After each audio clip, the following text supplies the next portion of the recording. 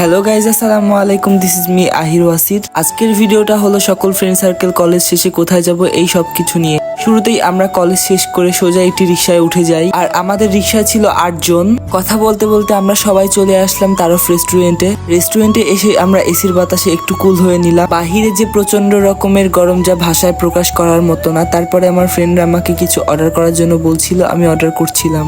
রেস্টুরেন্টের ইন্টেরিয়াল ডিজাইন আমার কাছে মোটামুটি ভালো লেগেছে। সত্যি বলতে ছোট্ট একটি জায়গায় এত সুন্দর করে ডেকোরেশন করা যায় আগে জানা ছিল না। তারপরে আমরা সকল ফ্রেন্ড সার্কেল মিলে মজা করতেছিলাম, আড্ডা দিচ্ছিলাম, গল্প করতেছিলাম।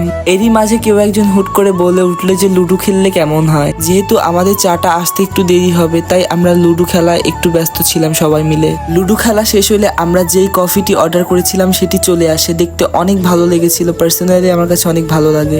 আজকের ভিডিও এ পর্যন্তই। দেখা হচ্ছে নেক্সট কোনো ভিডিওতে। ততক্ষণ সবাই ভালো থাকবেন, সুস্থ থাকবেন। আল্লাহ হাফেজ।